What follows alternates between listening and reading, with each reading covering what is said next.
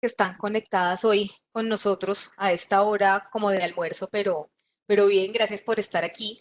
Les damos la bienvenida a esta sesión virtual que se llama Cuando la vivienda no logra ser un refugio, claves que deja la pandemia para repensar las políticas de vivienda y hábitat. Está organizada por el Centro Interdisciplinario de Estudios sobre Desarrollo CIDER de la Universidad de los Andes. Y aquí estamos, pues, algunas personas, algunos profesores, investigadores, estudiantes, que vamos a hablar alrededor de este tema con nuestras reflexiones pues personales, desde la investigación o desde nuestros ámbitos laborales.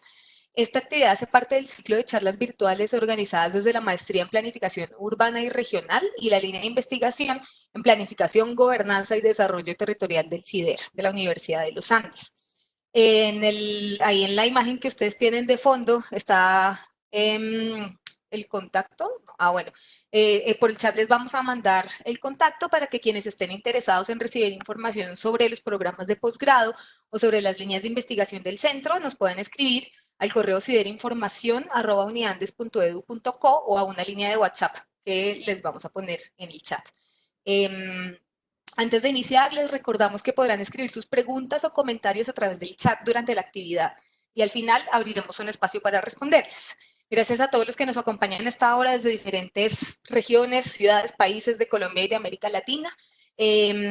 Entonces, como les decía, la idea es reflexionar alrededor de unas preguntas básicas que tenemos para hablar sobre cómo esta emergencia sanitaria, como esta crisis del COVID-19 y las medidas que han tomado algunos gobiernos alrededor de América Latina, pues nos ha puesto el tema de la vivienda en el centro del debate.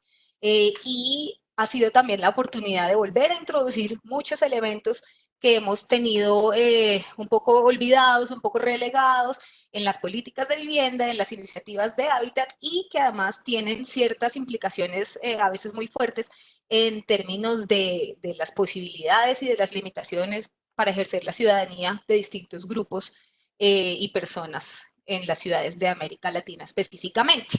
Tenemos como invitada especial de hoy a la profesora Ana Gretel Tomás de la Universidad de Buenos Aires. Si quieres, Ana Gretel, te presentas.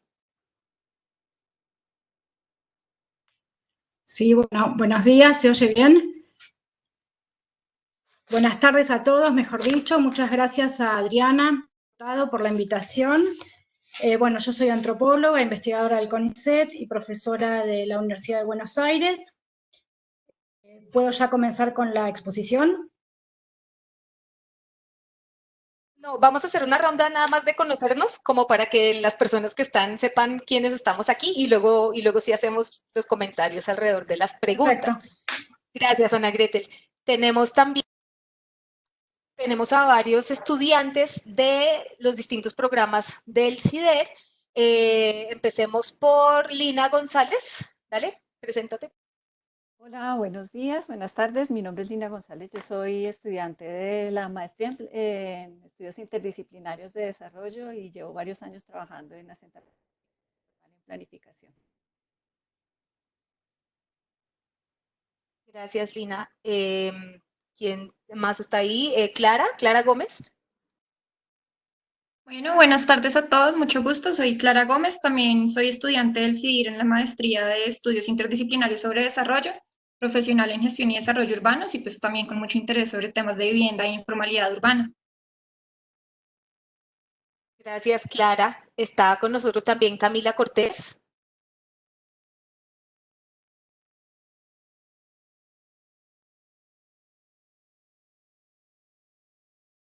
Camila, tienes el micrófono desactivado. Hola, buenas tardes a todos y a todas. Mi nombre es Camila Cortés, soy abogada, soy estudiante de la maestría en Planificación Nacional y actualmente me desempeño como directora de prevención de vivienda en Secretaría de Seguridad. No te oí como confuso, no, como el sonido está como malo. Muy No sé bien, si ¿verdad? ¿Mejor suena así? regular. No tanto. ¿Trata otra vez? Vamos a tratar a ver. ¿Funciona mejor? Sí, un poco. Dale. Vale. Mi nombre es Camila Cortés, soy abogada, especialista en derecho urbano, estudiante de la maestría en planificación urbana regional y actualmente soy directora de prevención y seguimiento en la Secretaría de Distrito de la. Bueno, Camila, creo que para ahora cuando tengas tu intervención es mejor que revises el sonido porque te estamos oyendo confuso. Listo. Gracias. Bueno, en resumen, Camila es estudiante de maestría en planeación urbana regional y trabaja en la Secretaría de Hábitat de Bogotá. Tenemos también, tenemos a otro estudiante de la maestría en planificación urbana y regional que te está teniendo problemas de conexión en este momento, pero pues ya más tarde vendrá por ahora. Entonces, bueno, la forma de organización de esta charla es alrededor de 3 preguntas, pues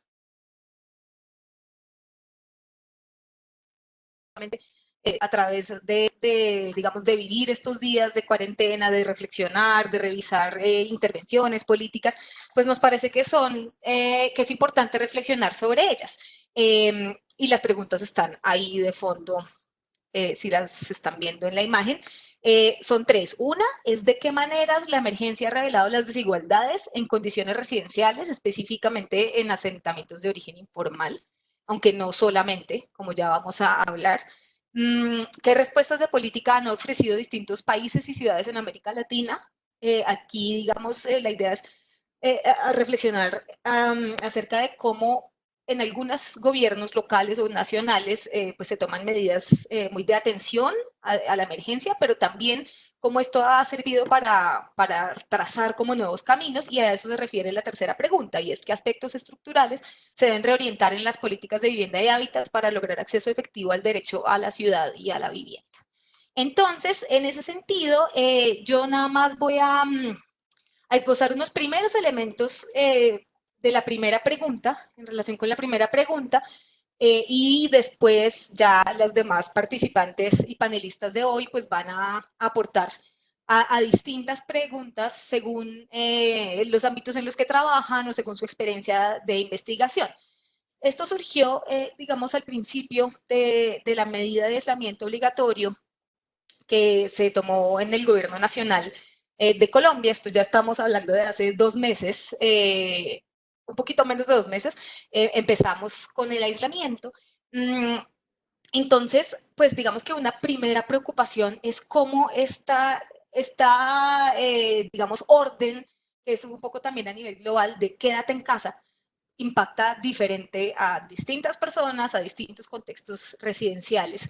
Y digamos, en esas desigualdades de fondo que se revelan, que se hacen muy explícitas, cuando uno le dice a toda la población de una ciudad o de una región, quédese en casa, pues ahí se hacen muy visibles muchas desigualdades y muchas restricciones que tiene la gente para sostener la vida individual y colectiva en sus entornos residenciales.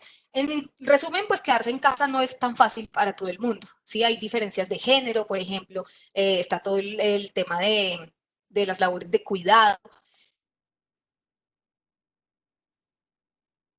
específicamente pues en países como el nuestro, que tiene un peso de la economía informal bien grande, pero también, y es un poco lo que queremos profundizar hoy, pues las características de los entornos residenciales, pues esas limitaciones se hacen muy visibles, limitaciones tan de materialidad como espacio insuficiente, baja iluminación, mala ventilación, materiales tóxicos. Todas estas limitaciones o estos aspectos, estas deficiencias de las viviendas que a veces para la política pues son una cosa secundaria, porque las prioridades son construir viviendas nuevas, porque las prioridades son promover el acceso a comprar nuevas y nuevas viviendas, pues quedan relegadas a un segundo plano. Y pues investigadores en vivienda hemos sido, digamos, insistentes desde hace años en que la ciudad construida pues hay que atenderla, en que las labores de mantenimiento son igual, si no más importantes que las labores de solo producción, ¿sí?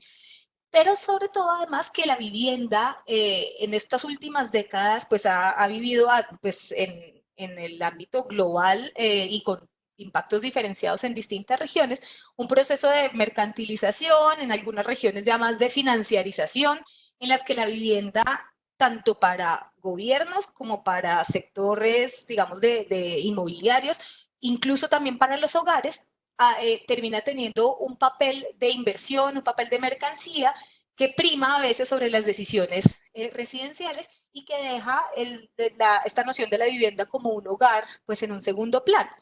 Esto es evidente no solamente, como les digo, pues en el tema de asentamientos precarios, que es el tema que más conocen, sobre todo los estudiantes que están hoy participando, sino también en las personas que viven en estos productos de las políticas de vivienda, como la vivienda de interés social en Colombia. Hay residentes que, digamos, en investigaciones que individualmente y en equipo hemos hecho desde el CIDER sobre vivienda de interés social, se hace evidente cómo el criterio, digamos, a la hora de elegir una residencia para muchos hogares recientemente ha sido solo, digamos, el hecho de acceder a la vivienda propia es lo más importante y, digamos, de segundas queda, o en una posición subordinada quedan las características de esa vivienda.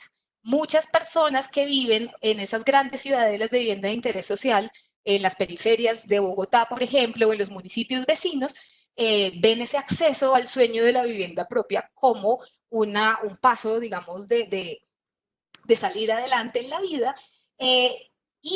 Pero eso implica un sacrificio que es adaptarse a espacios más pequeños, a espacios que a veces no corresponden con las necesidades de su configuración del hogar y que además pues tienen limitaciones fuertes de acceso a bienes, a servicios públicos e implican además largos trayectos de transporte.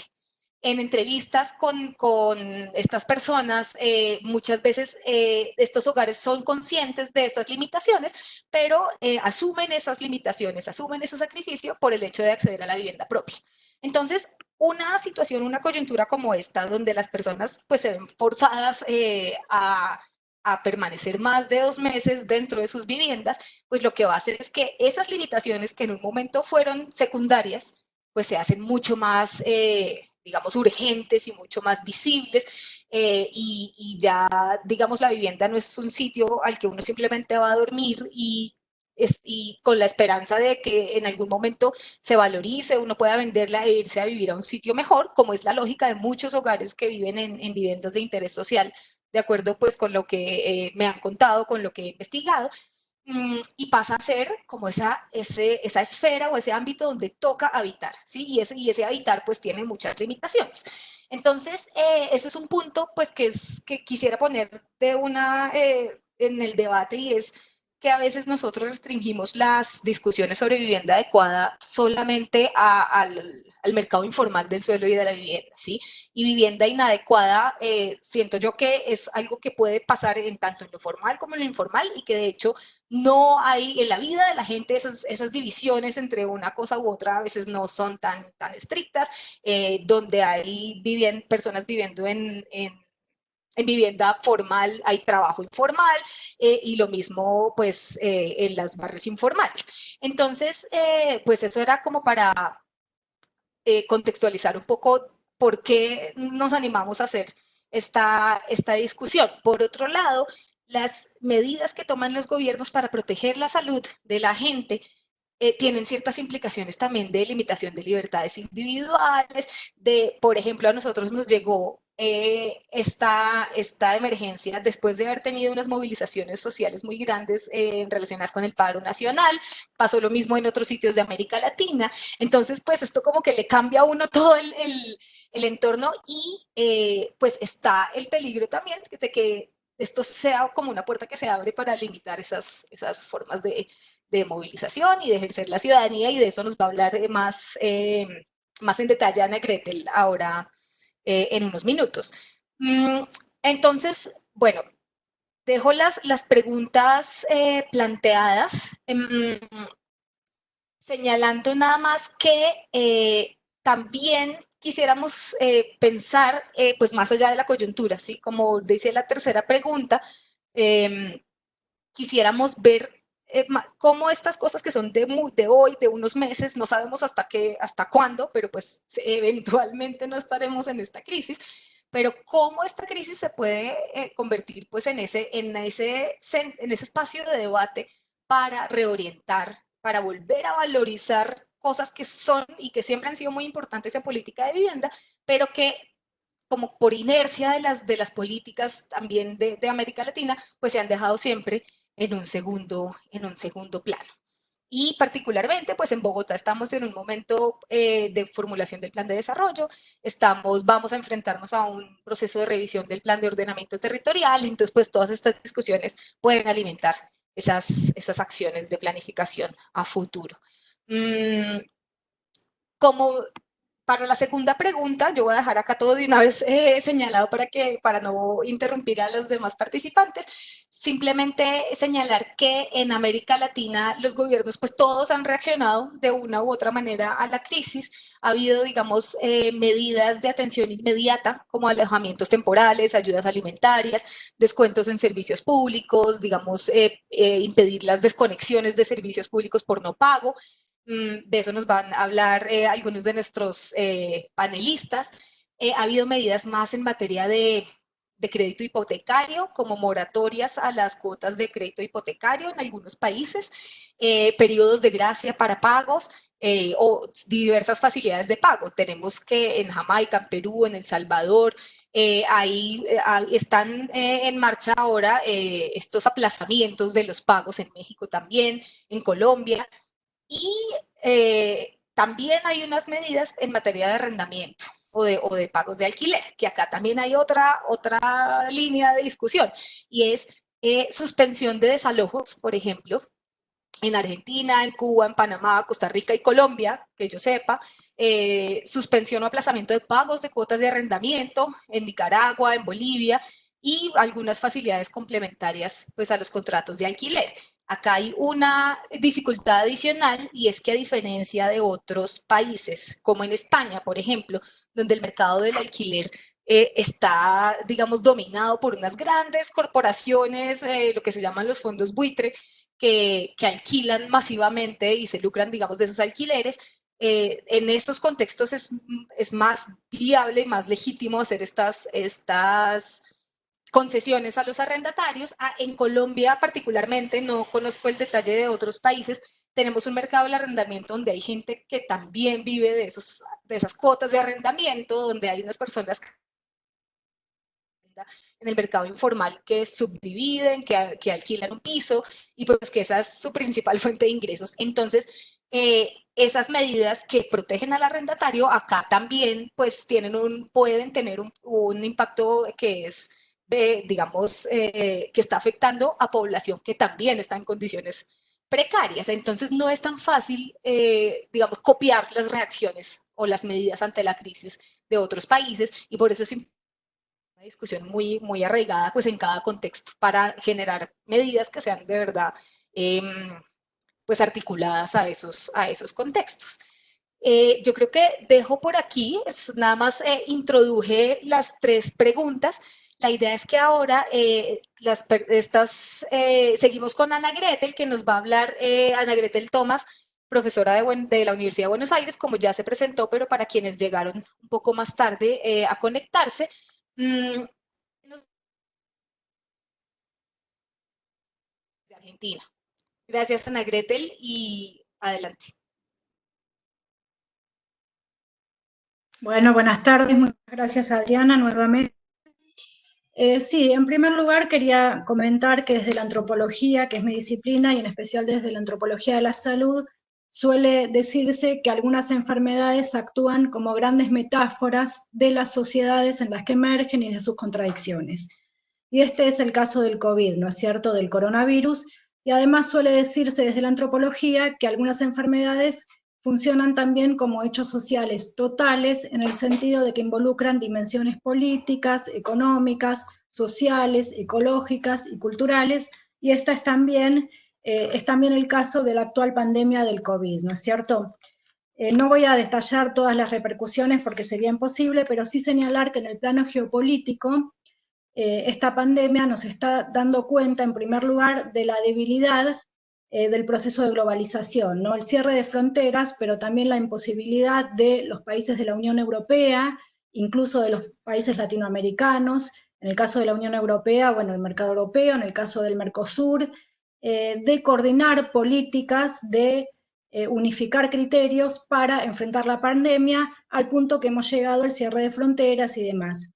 En ese sentido, la globalización en el plano económico ha estado funcionando muy bien, pero en el plano político esta pandemia pone en primer lugar en evidencia la debilidad, ¿no es cierto?, de la globalización en el plano político.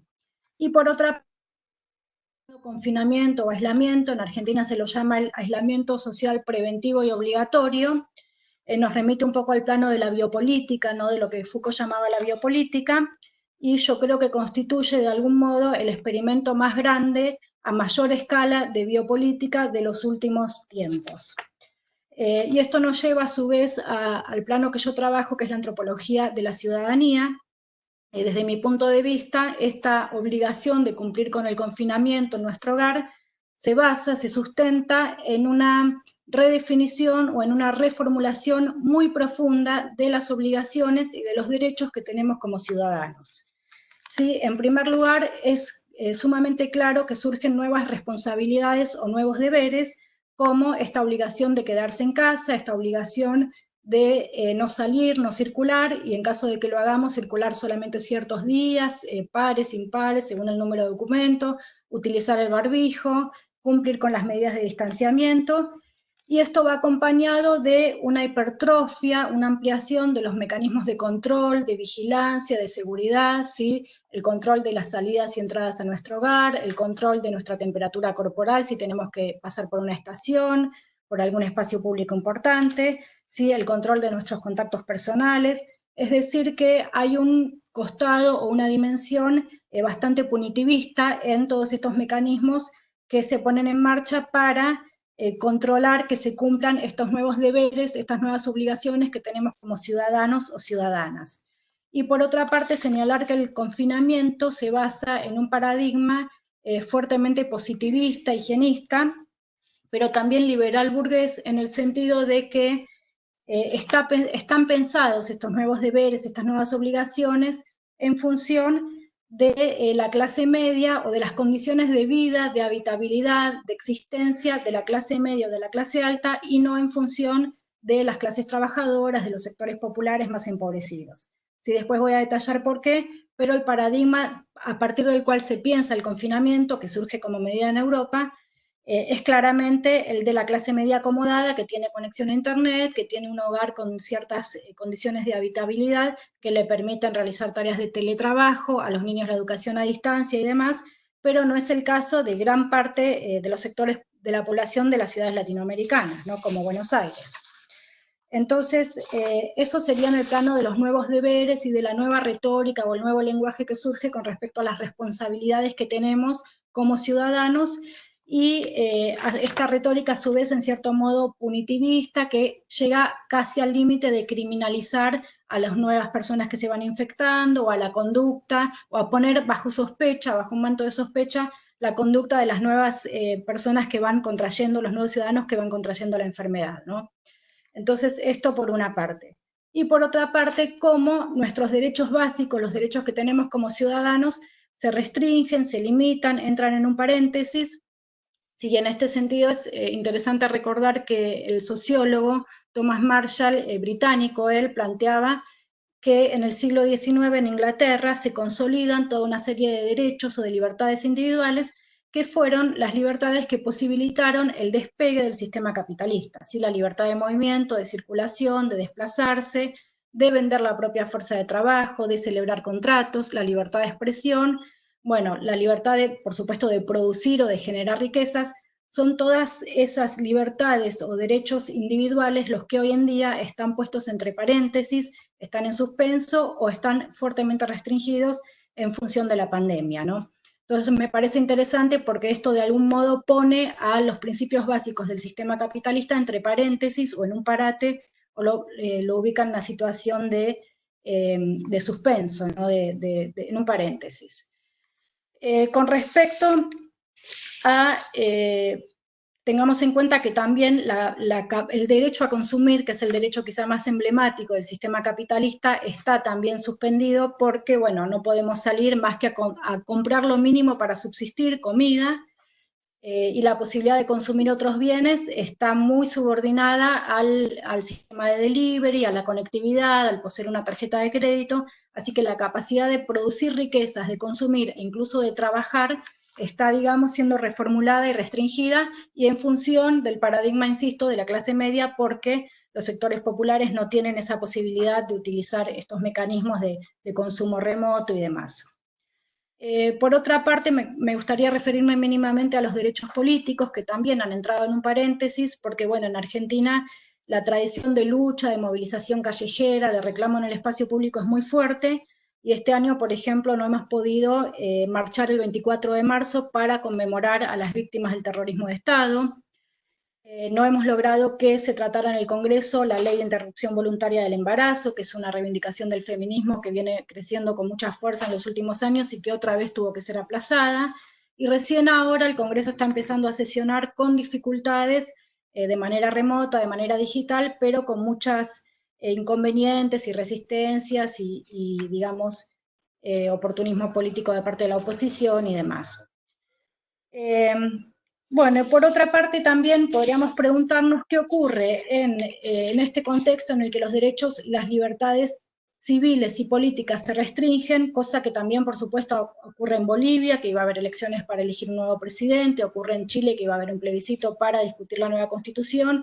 Todos esos derechos políticos o el ejercicio de esos derechos políticos que también hacen a las democracias liberales, a los sistemas democráticos liberales capitalistas, están también atravesando un paréntesis o están en suspenso o directamente anulados, ¿no? En algunos casos por la fuerza de la situación o por la gravedad de la pandemia, y en otros casos para también como estrategia política y para mitigar un poco este proceso de movilización y de protesta que se venía dando en Chile, bueno, también en Colombia, por supuesto en Bolivia frente al golpe de Estado y demás. Entonces, en este sentido, también hay oportunismo y estrategia política detrás de este discurso biopolítico que reivindica el mantener o preservar el buen estado de salud de la población, ¿no?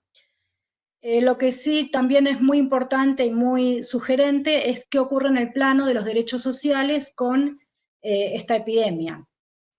Bueno, a nivel mundial se está viendo claramente que cada vez se oyen con más fuerza las voces que reclaman por una reconstrucción del estado de bienestar, cada vez queda más en evidencia que poseer una salud pública, educación pública, una aerolínea de bandera, un ministerio de trabajo fuerte, son elementos que no son menores, que no son secundarios, sino que hacen a la calidad de la democracia y a la calidad de vida de los ciudadanos.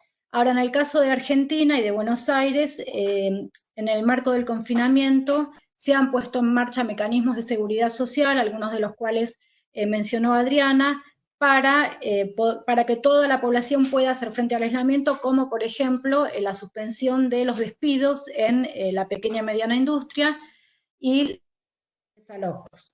Lo que ocurre en el caso de Buenos Aires es que la suspensión de los desalojos involucra solamente a la población inquilina formal, pero no a la población que habita en asentamientos, que habita en villas o en inmuebles recuperados que no tienen contratos formales. Entonces, en ese caso, digamos que la situación es de tanta vulnerabilidad como de costumbre, porque no hay ningún especial.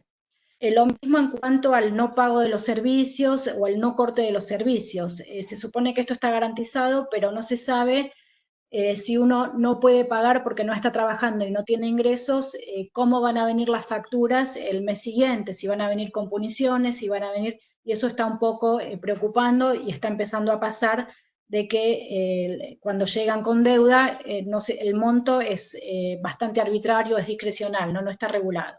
Entonces, la otra cuestión también tiene que ver con el hecho de que en el caso de los sectores populares se puso en marcha lo que se llama el IFE, el ingreso de emergencia para las familias que no llegan a acceder a la canasta básica.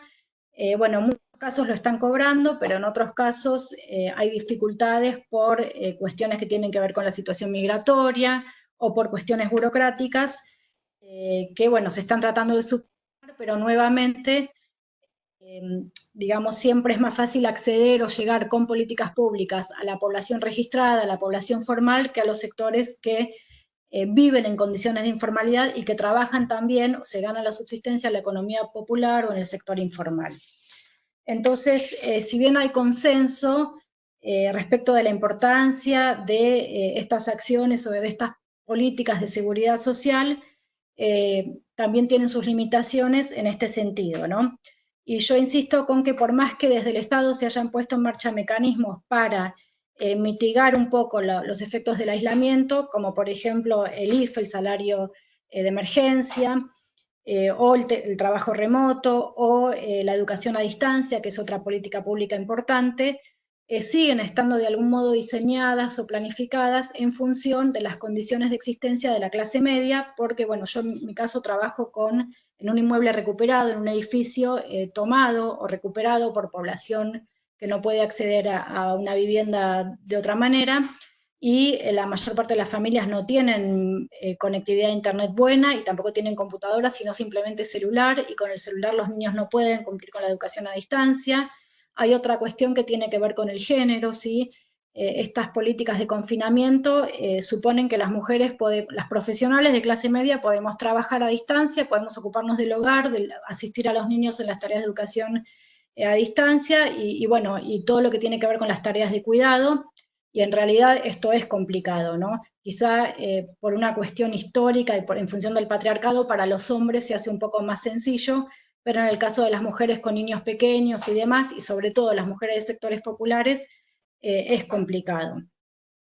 Y por otra parte también, en el caso de la población que habita en villas y demás, en el sector no formal, por ejemplo, se han habilitado mecanismos para que ahora que las escuelas no están funcionando, las familias puedan ir a retirar viandas a la escuela. Bueno, a veces se arman colas muy largas para retirar las viandas, lo que atenta contra el aislamiento.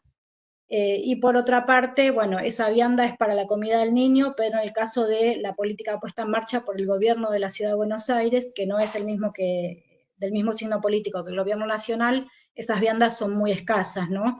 Entonces, eso también de alguna manera atenta contra el derecho a la alimentación. Y bueno, justamente pone en evidencia que quizás es un poco peligroso manejarnos con un concepto de salud homogéneo, uniforme, porque para las clases medias quedarnos en nuestra casa puede contribuir a preservar nuestra salud y a no infectarnos. Pero para la población que habita en villas, el quedarse en casa puede, al contrario, generar ciertas condiciones que los vuelven más vulnerables o que tienen que ver con el riesgo y la peligrosidad, ¿no? Al punto que, por ejemplo, acá en la Villa 31 en Buenos Aires, ha estado hace poquito 10 días sin agua. O sea, una obligación tan básica como lavarse las manos y mantener la higiene, en la Villa 31 no se ha podido cumplir, y justamente ahora van 2 o 3 días que estamos superando la cantidad de 200 infectados por día, porque el coronavirus ha entrado a las villas, se está propagando, porque justamente cumplir con las responsabilidades y deberes de ciudadanía en los barrios pobres es prácticamente imposible, ¿no? Es imposible la educación a distancia, es imposible el trabajo a distancia, porque son los sectores desconectados, son los sectores que trabajan con el cuerpo, con las manos, changueando, vendiendo de manera ambulante, y que no pueden desarrollar el teletrabajo, pero tampoco pueden acceder ni siquiera al agua potable, y a veces comparten un baño 12 personas, 13 personas. Entonces se da la paradoja de que el coronavirus acá a Buenos Aires llegó o entró por Ezeiza, por el aeropuerto, primero a los barrios acomodados, a los barrios de zona norte, pero ahora se está propagando con fuerza en las villas, y esto está preocupando y mucho, porque no se pueden cumplir con todas estas medidas, y esto atenta contra todos los sistemas de prevención que venían funcionando bastante bien antes de que el coronavirus hubiera ingresado a las villas. Entonces ahora se da esta paradoja, que no es un problema solamente de los sectores populares que habitan en esos lugares, sino que hace a la salubridad de toda la población, porque muchas veces trabajan en los servicios esenciales, por supuesto que salen de las villas en algunos casos para manejar los colectivos y desarrollar ciertas actividades que tienen que ver con los servicios esenciales y permitidos, y esto, bueno, está generando muchísimas dificultades. Y ni hablar, y ya para ir cerrando, el tema de la subsistencia, ¿no? Porque para la clase media que, digamos, poseemos empleos formales y trabajamos para el Estado, no hay problema porque nos depositan los sueldos. Incluso el Estado está interviniendo y está pagando salarios a los empleados de las pymes, de las pequeñas industrias, pero ¿qué pasa con el sector con los sectores populares no registrados? Bueno, el salario de emergencia, el famoso IFE, es un cobro de 10.000 pesos adicional, que es un paliativo, pero que por supuesto no alcanza en tanto y en cuanto las familias no pueden changuear, no pueden, no pueden vender en ferias, no pueden realizar actividades de venta ambulante. Entonces la situación es muy delicada, tanto desde el punto de vista de la subsistencia como desde el punto de vista, y no solo de los afectados directamente por infectarse, sino de garantizar, digamos, la sustentabilidad de la cuarentena y de las medidas de aislamiento de cara al futuro, ¿no? Así que bueno, esto era un poco lo que quería compartir, no me quiero extender más, pero bueno, cualquier cosa después podemos intercambiar preguntas o lo que fuera, ¿sí? Gracias. Gracias, Ana Gretel. Les recuerdo a las personas que tengan preguntas o comentarios que les pueden dejar registradas en el chat y al final de las intervenciones vamos a recoger un poco la discusión.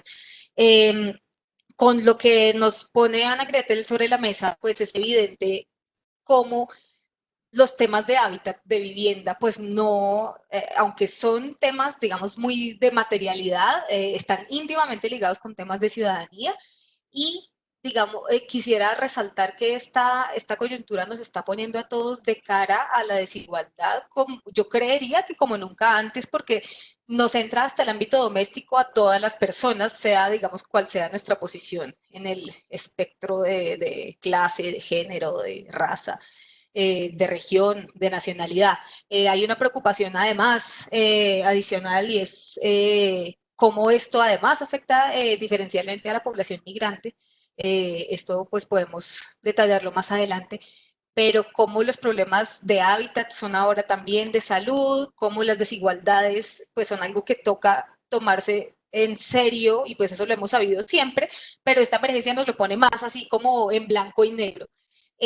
Gracias, Ana Gretel. Ahora le vamos a dar la palabra a los estudiantes de los distintos programas del CIDER. Para quienes no estuvieron en la presentación, tenemos 2 personas de la maestría en estudios interdisciplinarios del desarrollo y 2 de la maestría en planificación urbano regional, que por temas de investigación o por temas de actividad laboral, pues han tenido un acercamiento cercano con este tema que estamos hablando hoy. Entonces, iniciamos con Clara López, Clara Gómez, perdón, con Clara Gómez. Clara, ¿estás ahí? Si nos puedes contar, pues, cómo llegas a este tema, cuál es tu acercamiento. Listo, buenas tardes a todos y todas. Claro que sí, el acercamiento que voy a narrarles ahorita en un momento tiene que ver, por un lado, por la experiencia laboral ahorita donde me desempeño, pero pues está sumamente ligado con la investigación que estamos haciendo, pues con Adriana también. Entonces quisiera empezar primero con la experiencia y tiene que ver precisamente con la preocupación sobre los migrantes. En mi caso, pues trabajo en un sector de cooperación internacional y una de las grandes preocupaciones que hemos estado trabajando para los proyectos es qué pasa con las personas que no pueden asegurar, pues, primero su alimentación, que es la necesidad más evidente que se ve, pero luego también qué pasa con su alojamiento. Entonces, se ha encontrado que una gran necesidad es cómo podemos subsidiar a estas personas, en este caso, pues claramente llama la atención especialmente a los migrantes, para que puedan pagar su estadía en su lugar de residencia. Entonces, si bien esto es una experiencia del día a día en el trabajo, ya luego empiezo a preguntarme sobre qué tiene que ver con el tema de la investigación, que es sobre la formulación de reglas en el sector informal y cómo los agentes de oferta formulan sus reglas para transar con la demanda del sector informal. Entonces, como decía Adrián en el inicio, el alquiler y el arrendamiento es una fuente sumamente importante de ingresos para el sector informal.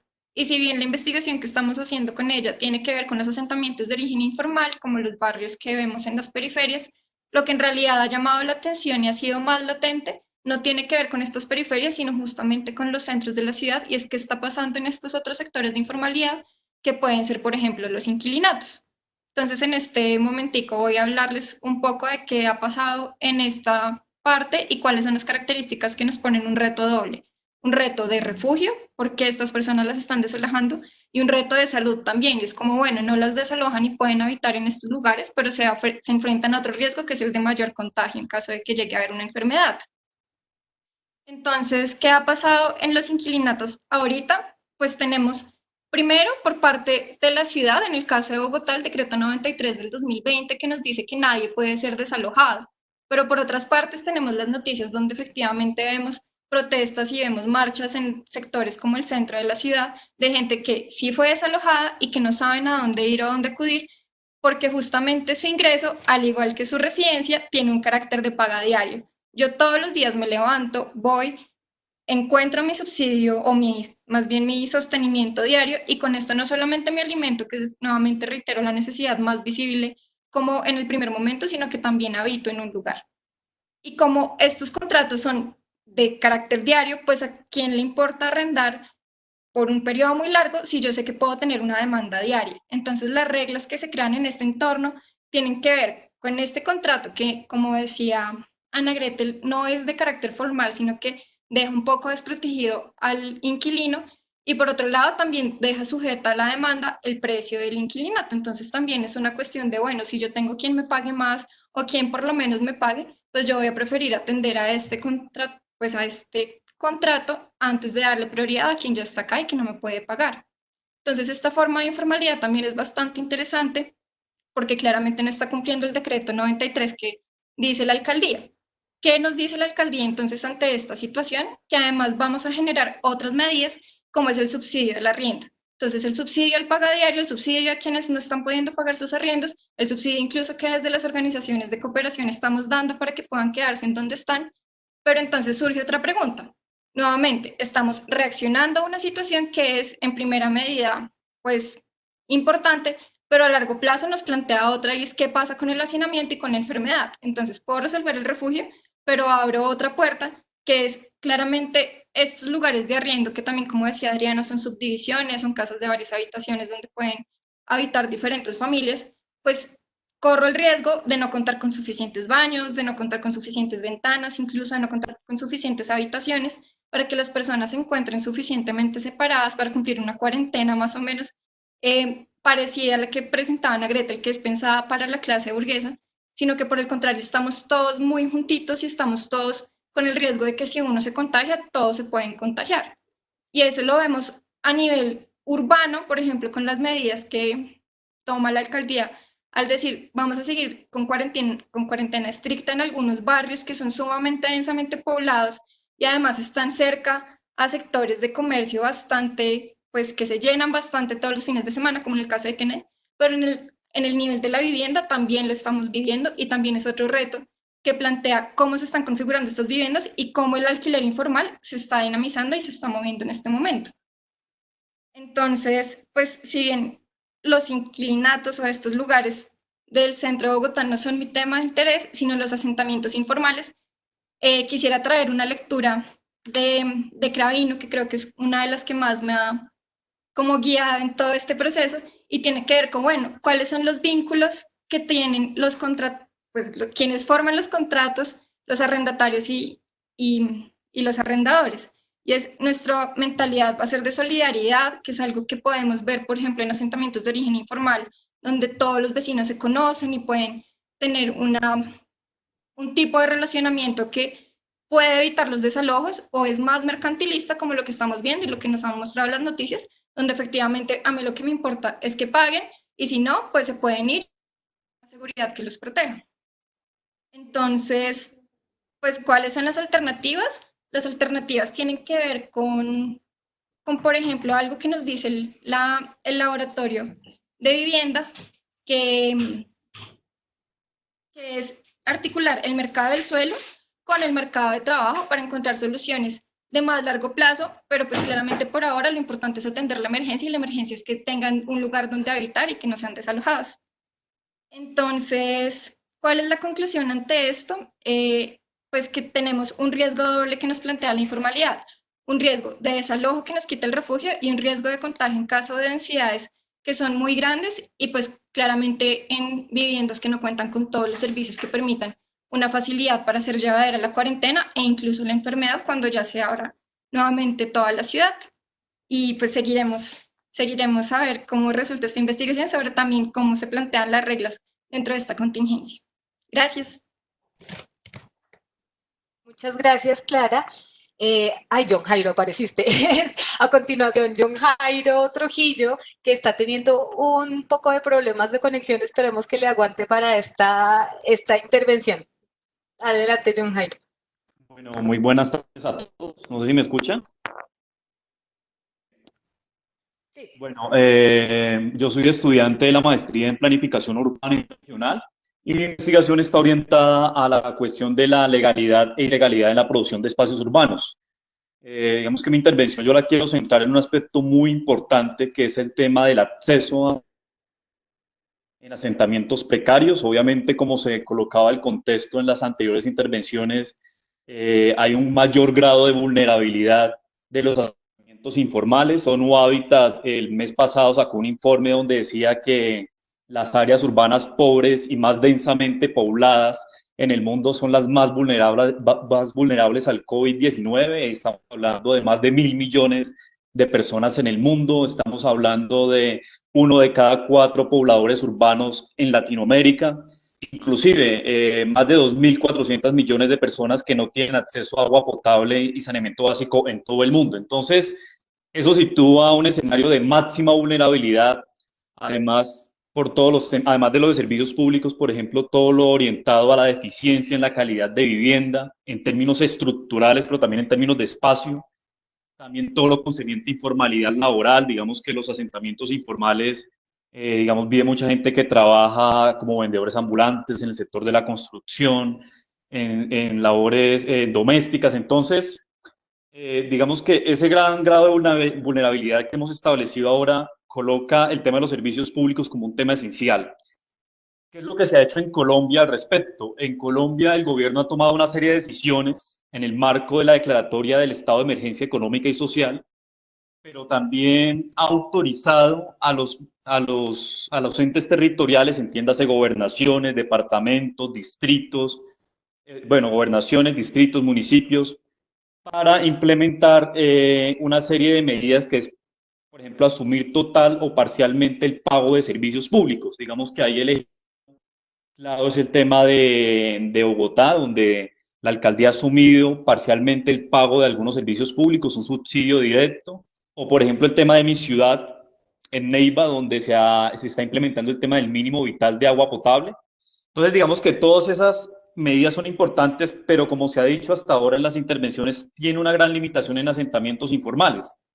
¿Por qué? Muchos asentamientos precarios que han sido legalizados no se han iniciado los programas de mejoramiento integral barrial, por lo tanto no tienen un acceso completo a servicios públicos, pero peor aún, muchos asentamientos que son ilegales no pues tienen acceso a los servicios públicos por su condición de ilegalidad, que esa es mi investigación en el CIDER, y por lo cual el decreto 1077 de 2015 pues establece una desigualdad muy clara, porque a pesar de que hay una serie de exclusiones, de desigualdades, la misma noción de ilegalidad no le permite el acceso a servicios públicos. Entonces, ahí es muy importante una sentencia que ahora la puedo colocar en el chat, que es la C1189 de 2018, que es una sentencia de la Corte Constitucional, en la cual se analiza un artículo de la Ley 812 de 2003. Esa ley dice que hay una prohibición en invertir recursos públicos en asentamientos informales, en loteos ilegales, pero lo que dice la sentencia es que por el hecho de que sea ilegal, por el hecho de las condiciones de pobreza y exclusión, no puede negarse la inversión, por ejemplo, en temas de, digamos, reducción de riesgo, servicios públicos, precisamente por esas condiciones de desigualdad y pobreza. Entonces, digamos que una primera conclusión que yo quiero traer a colación es cómo en Colombia tenemos que superar esa dicotomía de lo legal y lo ilegal en los espacios urbanos, porque está creando ciudadanos de primera y de segunda. cómo los servicios públicos, como lo dice la Corte Constitucional, es un derecho de todos independientemente de las características de la ocupación del espacio urbano. Cómo, por ejemplo, tenemos que fortalecer la legalización y mejoramiento integral de barrios precarios o de asentamientos precarios, y cómo precisamente, como se ha planteado en las anteriores intervenciones, hay que replantear la política de vivienda para combatir la informalidad. Es decir, la informalidad se combate con una robusta, con una clara estrategia de política de vivienda social que permita reducir la informalidad en Colombia. Entonces yo creo que no existen excusas, ya para terminar, no existen excusas para no proveer servicios públicos domiciliarios, que la jurisprudencia ha sido muy clara. Segundo, que los asentamientos informales tienen que ser un escenario prioritario en las labores de desinfección, en las labores de acompañamiento de servicios públicos para todo el tema de higiene. Y tercero, más a largo plazo, tenemos que replantear conceptos. Uno es el de la ilegalidad, lo digo yo en mi profesión de abogado, a veces uno cree que lo ilegal no tiene validez en la política pública, pero precisamente lo ilegal es un concepto que se ha construido para excluir derechos, para no permitir el derecho a la ciudad.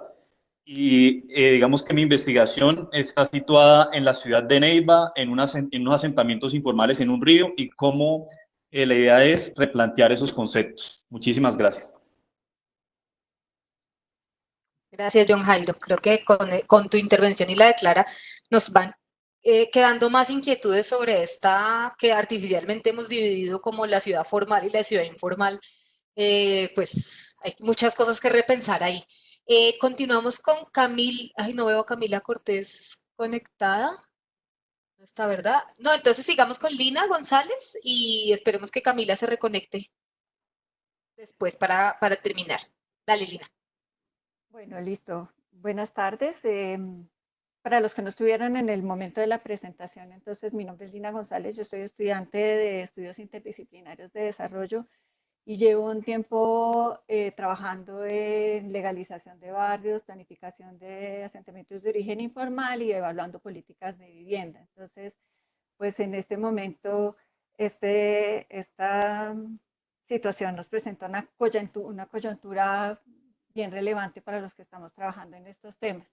Y como decía Adriana al comienzo, pues hay dos momentos claves que sucedieron muy cerca, y uno es el paro nacional, que nos obligó a parar con esa consigna de parar para avanzar, y otro es ahora la pandemia, que nos dice que Bogotá se queda en casa, pero como decía Ana Gretel también, ¿en qué tipo de casa nos quedamos muchos o se quedan muchos de los bogotanos en este momento? Y ambos eventos pues nos pusieron a pensar sobre las desigualdades, la justicia, la dignidad y los derechos.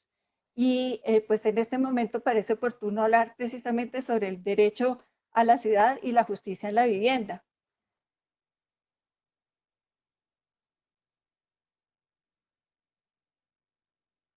Entonces, pues como también han dicho algunos de nuestros compañeros, aquí se han revelado diferentes formas de inequidad y segregación en materia de derecho a la vivienda, que no son nuevas, que son acumulados de muchos años, y eso está asociado un poco con el tema de mi investigación, y es como muchos de los efectos adversos de estas políticas de planificación urbana hacia los asentamientos de origen informal, que pues están, sobre todo en el caso de Bogotá, o al menos en el caso de Bogotá que yo estudio, eh, aumentando esa segregación socioespacial. En la izquierda está el mapa de necesidades básicas insatisfechas, y los puntos más rojos son los donde se concentran la mayoría de los hogares con esas necesidades básicas insatisfechas. Entonces, pues el derecho a la vivienda, o hablar de vivienda adecuada desde el punto de vista de los derechos, nos lleva a pensar en que la constitución política establece que todos los colombianos tenemos derecho a esa vivienda, pero además se han hecho muchas reflexiones alrededor de cuáles son esas condiciones de la vivienda digna, y se refiere a ese hábitat adecuado que tiene 7 atributos en los que no me voy a detener, pero que tiene que ver con localización, soportes urbanos, o sea, la infraestructura, como decía John Jairo, que tengan los servicios públicos, las vías. Y para mí en este momento, como que la pandemia nos lleva a reflexionar sobre cómo nuestro papel como sociedad, pensar más en colectivo Y uno de estos temas, que es la seguridad de la tenencia, pues nos lleva también a pensar que deberíamos pensar en que la tenencia debería ser también colectiva y no, no quiere decir que la tenencia tenga que ser, la vivienda tenga que ser privada o que yo tengo que ser propietario de mi vivienda. Y otro tema que resalto es que en esa observación del derecho a la vivienda adecuada de las Naciones Unidas, dice que además esta vivienda debe significar poder disponer de un lugar donde poderse aislar. Y en este momento de la pandemia, pues esto sí que es relevante. Y estos 7 atributos en un plan de desarrollo que se está ahora discutiendo en el Consejo de Bogotá, que es una oportunidad, pues también nos lleva a pensar que esta base debería poderse discutir en un gobierno abierto para que seamos todos los ciudadanos los que podamos definir cuáles son esos atributos y qué significa para los bogotanos estas condiciones de la vivienda digna. Entonces, en ese marco, con varios colegas discutiendo en una especie de tanques de pensamiento que quisiéramos replicar también entre varios estudiosos de este tema, pensamos en que se debería avanzar en una línea de base para este sector, que tenga un tablero de estos datos, que nos digan si se está satisfaciendo, cómo se está satisfaciendo el derecho a la vivienda adecuada para los ciudadanos y que nos permita evaluar públicamente de manera transparente si realmente avanzamos y no simplemente acumular datos de barrios que legalizamos o de calles que pavimentamos, porque pues no sabemos dónde, ni cuándo, ni si esto es lo relevante para poder establecer prioridades. Y un tema fundamental que es como el llamado de atención en esta coyuntura de pensar en el hábitat es que se ha sectorizado, se ha hecho una atención parcial de todos los atributos que están alrededor de la vivienda. Entonces, este círculo es los 5 principios del Plan de Desarrollo de Bogotá y cómo, si pensamos con la vivienda adecuada en el centro, podemos empezar a articular mucho más todos los atributos de la vivienda o alrededor de la vivienda adecuada para colaborar entre entidades y poder potenciar las inversiones y las actuaciones que se hacen desde los distintos sectores con un enfoque muy claro que es la satisfacción de ese derecho de la vivienda o el derecho a la ciudad. Porque pues como dijo Alejandro Aravena en uno de estos webinarios que tanto hemos podido ver en estos días, uno de los recursos más escasos de la administración pública es la coordinación. Y finalmente, pues cierro con que algo que también hemos venido discutiendo y es esta dicotomía entre formal e informal, y que también era una crítica que hacía el Consejo Territorial de Planeación al Plan de Desarrollo de Bogotá, y es que debemos transformar la narrativa y ese tratamiento discriminatorio excluyente que se hace a la informalidad digamos, en todos los sectores y reconocer el enfoque y el papel de esa vivienda, de esa comunidad en la construcción social de territorio, que son ellos los que han garantizado de alguna manera el acceso a la vivienda a muchos de los ciudadanos y que hay que reconocer estas prácticas de autogestión, ayuda mutua y fortalecer la innovación. Y al final me parece importante como 2 alertas que está poniendo también la reflexión sobre el tablero y son es que cambio de paradigma en las políticas de vivienda, que no necesariamente hay que construir macroproyectos de vivienda, sino que la prioridad debería estar situada en el mejoramiento de las condiciones actuales del hábitat. Y la otra es ese debate sobre la densidad que también está empezando a tomar fuerza y es que debemos seguir promoviendo la ciudad compacta, esa ciudad de proximidad en donde podemos llegar fácil al trabajo o a los sitios, a la cotidianidad en bicicleta, por encima de la expansión urbana y de seguir sacrificando la sabana de Bogotá. Entonces, pues entendemos que la periferia es bastante densa, pero todavía hay oportunidad para volver hacia el centro.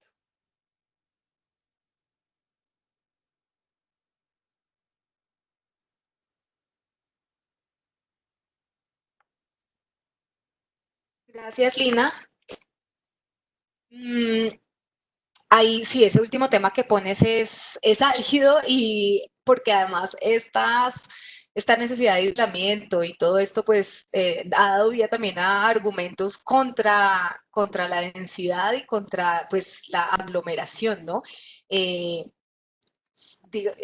Se podría prever que algunos hogares estén ahora dentro de sus proyectos de vida quieran irse de la ciudad densa hacia un lugar donde tengan su jardín, donde no tengan que juntarse con los vecinos, pero eso pues a nivel agregado es costoso y pues digamos no es viable. Gracias por esa contribución. Les recuerdo ya que Lina mencionó otro webinar en el chat a todos los que están como asistentes. Les puse una lista con varios recursos, con artículos o grabaciones de otros eventos que ha habido sobre temas muy relacionados con este y producción académica y no académica que ha salido en los últimos días sobre temas de vivienda, de hábitat a raíz de la emergencia del COVID.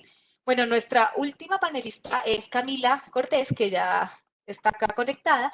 Entonces le damos la palabra y seguimos con preguntas para cerrar. Listo, hola a todos. Bueno, un poco retomando lo que todos han hablado y en mi doble condición de estudiante y de funcionaria con una gran responsabilidad, voy a tratar de retomar cosas de las tres preguntas. ¿De qué manera la emergencia ha revelado las condiciones de desigualdad? Pues yo he tenido, no sé si la fortuna o el infortunio de ver en campo y ver desde la función pública las dificultades que ha representado este tema del COVID-19.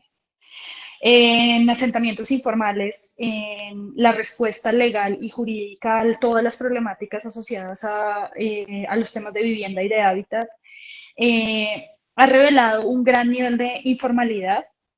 El tema de los pagadiarios y de los inquilinatos es un tema muy complejo que hemos tratado de resolver mediante normas y que era un tema aparentemente oculto en el ordenamiento jurídico. Es decir, creo que ningún abogado tenía en la cabeza esto de una manera tan evidente y tan grande como se ha podido ver en esta emergencia. Entonces, esa es una de las primeras condiciones. Y la segunda es todo el tema de asentamientos informales, que ya Clara lo hablaba un poco, John Jairo también, y es cómo tenemos un montón de personas en la periferia con poca oferta de vivienda, obviamente con pocas posibilidades de acceder, con una cuarentena en la que no se puede mediar el tema de salud con el tema de un empleo, de un trabajo, de acceder a recursos, pero adicionalmente también una cantidad de gente sacando provecho de esta situación. Entonces, obviamente, resolver todos los temas desde la norma, resolver todos los temas desde el sector público, desde las competencias de cada una de las entidades ha sido un reto, uno de los retos más grandes. Y también descubrir de paso que ningún tema está desconectado del otro. Entonces, hace 6 meses hablábamos de que Hábitat resolvía los temas de Hábitat, el Ministerio del Trabajo los temas del trabajo, el Gobierno Nacional X temas. Hoy todos estamos en pos de resolver todos los temas. Entonces, a lo largo del último mes, mi trabajo ha sido repartir mercados, hacer censos, recoger información, hacer operativos de desalojos, una cantidad de tareas que están asociadas e interrelacionadas entre sí y que han representado grandes retos. Pero en definitiva, creo que la principal problemática que tenemos, me atrevería a decir, en América Latina es la informalidad y la falta de regulación de muchos temas. Y adicionalmente, digamos, para cerrar este punto, el tema de la pobreza oculta, que es una de las cosas que más se ha podido evidenciar en todos los informes, en todos los estudios que se han hecho recientemente sobre el coronavirus, sobre cómo entrar a resolver todas las problemáticas asociadas al hábitat y a la vivienda en esta época de pandemia. Las respuestas desde América Latina, bien lo decía Ana Gretel, han sido fundamentalmente asistencias alimentarias, apoyos mediante programas como Bogotá Solidaridad se queda en casa, varios programas que han generado diferentes países de apoyo desde las personas que están formalizadas en el empleo para apoyar a quienes no tienen acceso en este momento a un empleo formal. De nuevo, aparece subyacente la problemática de informalidad. También se ha tratado de regular las relaciones contractuales. Obviamente esto solo funciona en el sector formal. La suspensión de desalojos, todo un montón de tareas asociadas a la respuesta inmediata de situaciones que básicamente no estaban en el radar y que no teníamos todos en la cabeza, todos como abogados, antropólogos, desde la función pública, desde la función privada, incluso creo que aquí desde la academia hemos encontrado un montón de retos y un montón de tareas que es necesario resolver.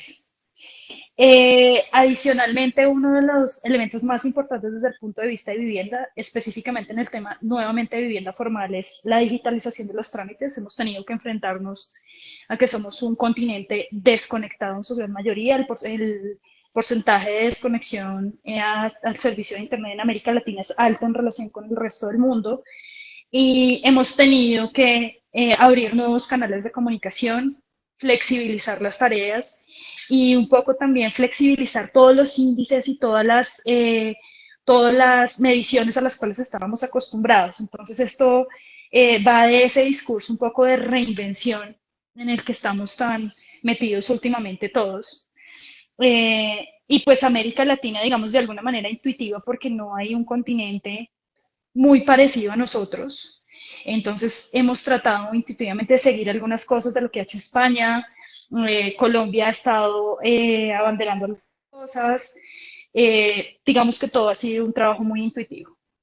Y la tercera sobre la reorientación de la política de vivienda, creo que, y recojo en este caso la preocupación de Clara, va del tema de asentamientos informales, cómo hacer realmente latente y realizable el derecho a la vivienda de quienes habitan estos asentamientos periféricos, cómo compatibilizar las normas que nos imponen unas obligaciones que en casos como este deben ser flexibles. Eh, yo creo que han escuchado las noticias recientes, la migración venezolana ha generado graves problemas en este tema de la informalidad, de los asentamientos informales. Además, son personas que manifiestan incluso no estar bajo el imperio de las leyes colombianas, por ejemplo, para nuestro caso puntual. Entonces, todo esto ha representado una cantidad de tareas que hay que pensar en adelante para la reorientación de la política de vivienda.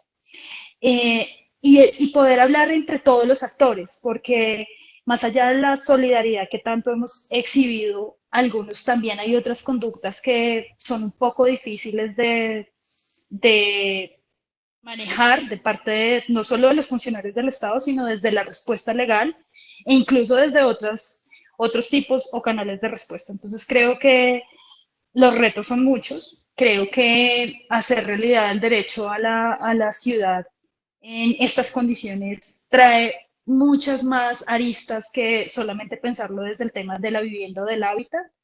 Y esa es mi experiencia en los últimos 2 meses casi que llevamos en este tema y seguramente va a ser enriquecida por lo que pase de aquí en adelante. Muchas gracias a todos. Gracias, Camila. Claro, ahí ve uno una perspectiva muy diferente de quienes realmente tienen que ir a atender las emergencias, ¿no? Y cómo además en este momento la administración está, por un lado, atendiendo una emergencia y por el otro lado, planeando el futuro de los próximos años de la ciudad. Entonces, obviamente es una tarea supremamente compleja. Muchas gracias, Camila, por el tiempo que nos dedicas en medio de tu labor como funcionaria. Bueno, ya están, digamos, como los puntos. Creo que podemos quitar las preguntas, Lina. Mm, cada intervención pues tomó un énfasis diferente. Tenemos algunas preguntas del público, entonces voy a empezar a recogerlas. La primera es un comentario de Flor Marín que dice, en el Valle del Cauca están usando el dinero de la alimentación escolar para comprar mercados y entregarlo a las familias de los niños escolarizados. Así se han evitado las filas. Que era para Ana Gretel cuando hablaba de lo de la alimentación escolar. Si tienes algún comentario, Ana Gretel, o leemos las preguntas.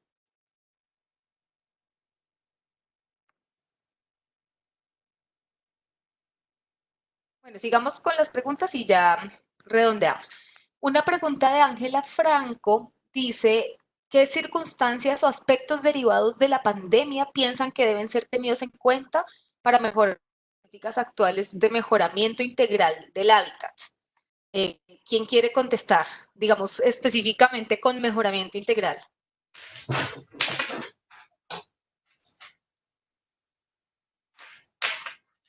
Ana Gretel.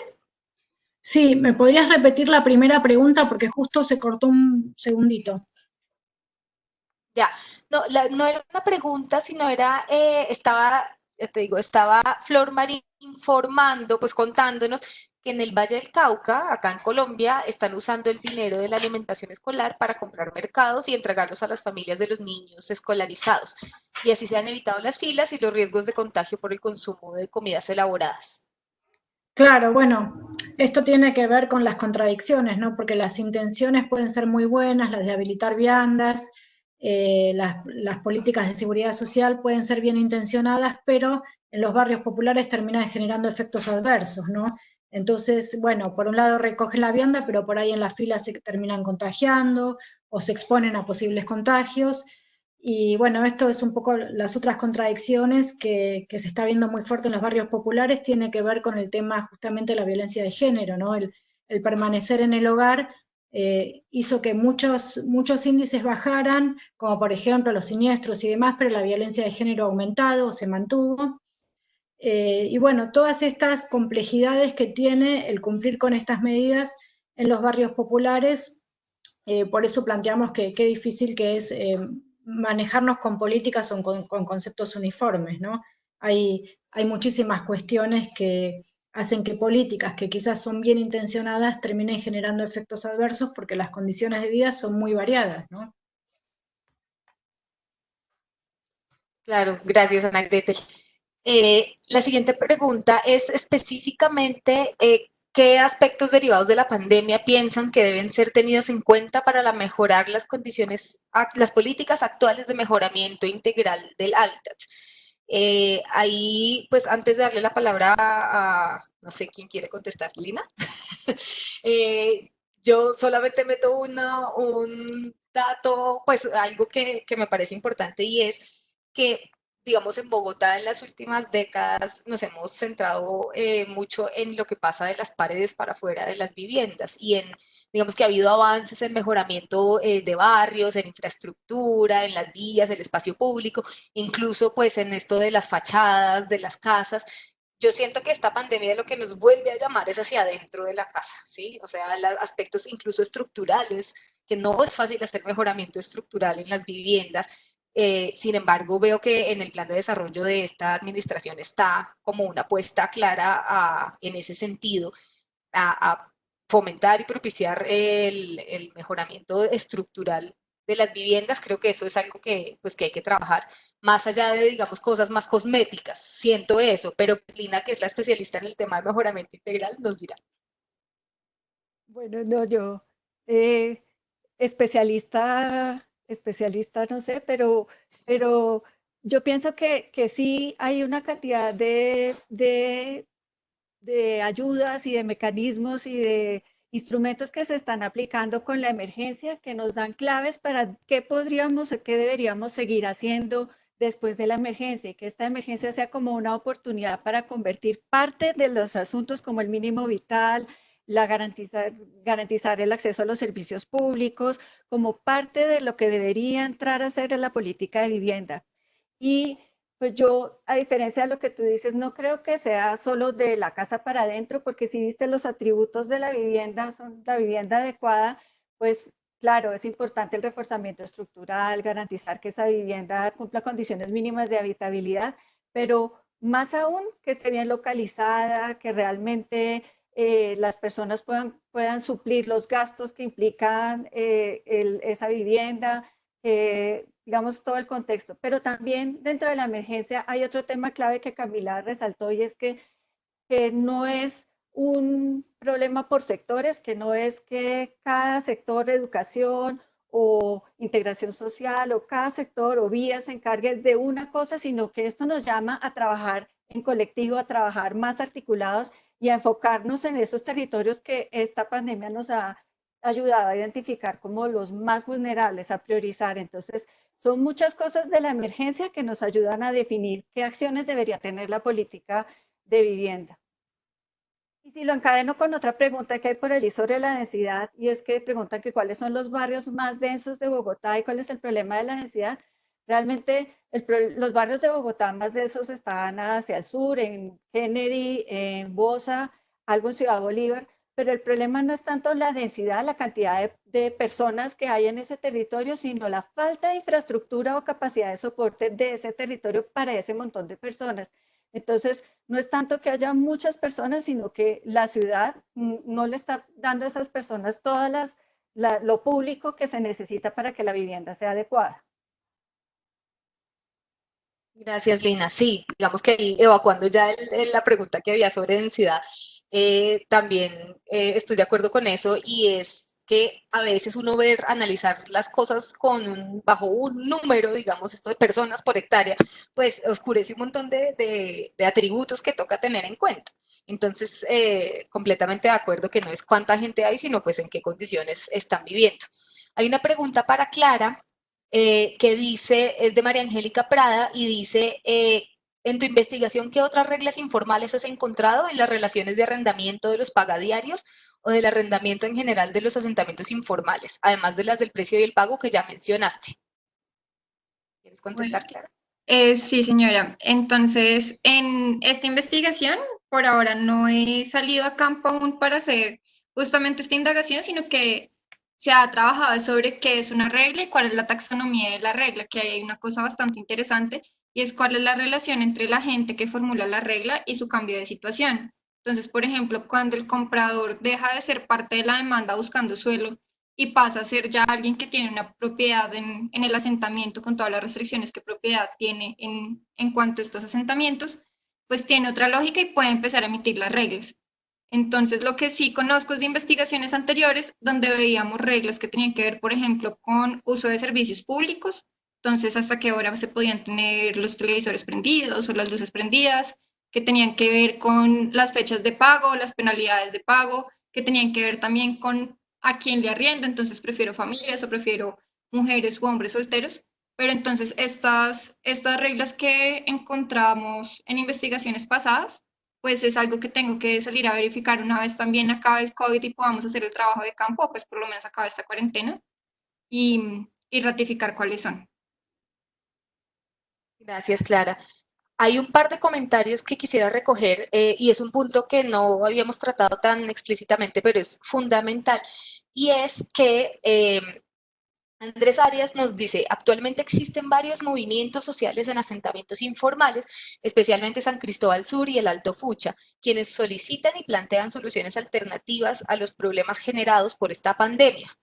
¿Por qué las aproximaciones siguen? Y ahí se corta el comentario, pero supongo yo que, pues que la pregunta es por qué seguimos pensando pues todo desde la academia o desde el gobierno y no se hace una cosa más involucrando a la gente que vive realmente pues estas problemáticas. Ese de hecho es uno de los, digamos, de los acuerdos a los que en otros eventos se ha resaltado que la manera más eficiente de generar planes de enfrentamiento a esta emergencia ha sido, por ejemplo, en ciudades en África, planes gestionados directamente involucrando a las personas de, digamos, planes zonales o planes por barrios, por regiones, donde las mismas personas dicen, bueno, podemos hacer esto, hagamos, digamos que no son unas restricciones tan estándar para toda la ciudad o para todo el país, sino co-construidas con la gente.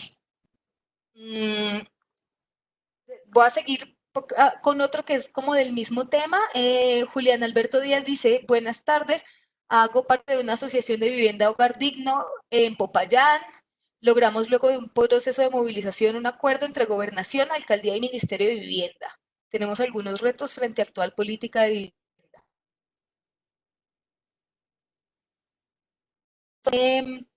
De densidad, creo que pues ya discutimos un poquito, nos quedan 5 minutos.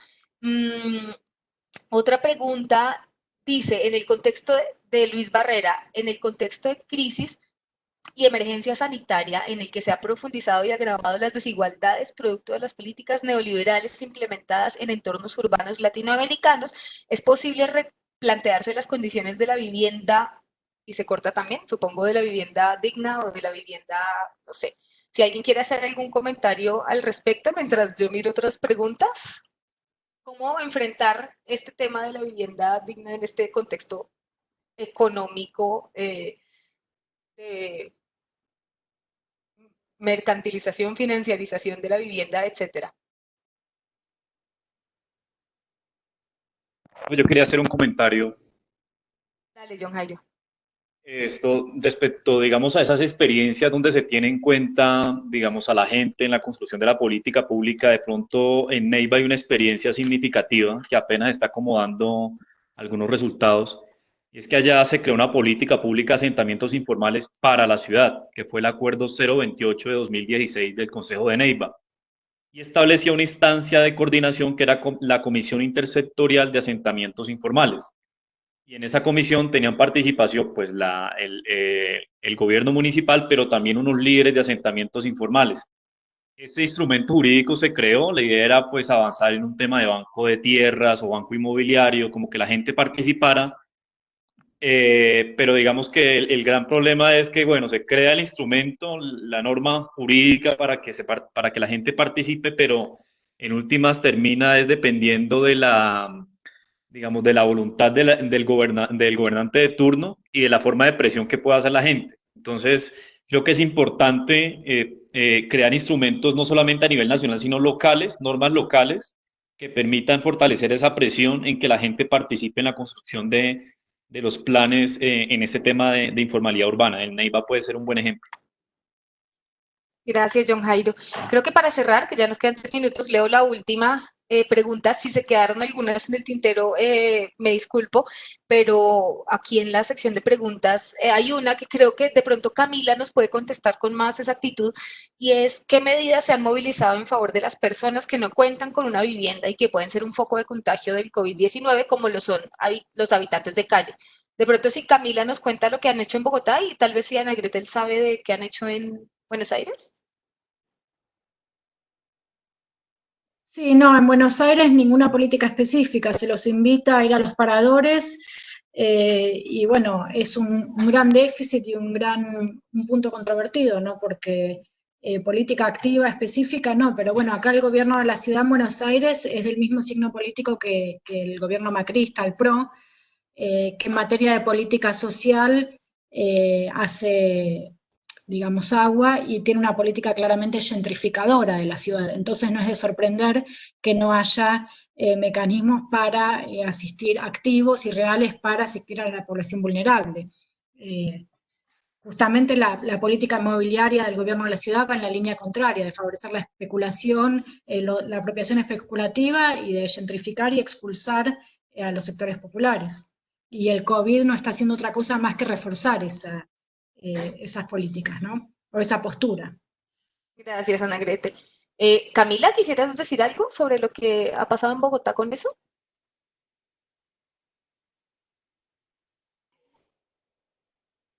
¿Sí se oye? Sí, ¿Me escuchan? ¿Sí me escuchas? sí, dale. Listo. Pues un poco retomando un programa del gobierno anterior que es Los Ángeles Azules, pues respecto a habitantes de calle, tanto Integración como otras entidades han tratado de tener oferta de alojamientos. Adicionalmente, para el tema de los pagadiarios se ha requerido en muchos casos de desalojos el apoyo de alojamientos temporales. La gran dificultad acá sí es los migrantes venezolanos y casos que no se encuentran enmarcados en la norma. Por ponerles un caso particular, hace 2 semanas tuvimos que atender entre, digamos, el apoyo solidario de muchas personas, un caso de una familia que tenía 2 hijos de 22 y 30 años que los expulsó de su casa porque consideraba que estaban en capacidad de laborar. Entonces, esos casos, esas grandes excepciones que hoy casi que son la regla, son las dificultades que hemos tenido. Pero sí, digamos que la población habitante de calle se ha tratado de manejar a través de alojamientos temporales y pues hay que destacar que la solidaridad de la gente en general ha ayudado mucho en todas las cosas que no pude cubrir la función pública. Vale, muchas gracias, Camila. Pues se nos ha acabado el tiempo en este momento. Entonces, quisiera agradecer a todas las personas que estuvieron con nosotros. Supongo que almorzaron mientras nosotros hablábamos, entonces, por lo menos no se llenó más la agenda de 1000 eventos. Como ya les dije en el chat, les dejé a los asistentes varios recursos por si quieren saber más de estos temas, si quieren saber más sobre también la línea de investigación y los programas del CIDER, pues también pusimos los canales de comunicación. Y bueno, muchas gracias a todos por estar y a todas por estar aquí y sobre todo a nuestros panelistas por el tiempo que nos dedicaron a contarnos un poquito su experiencia. Muchas gracias. Chao.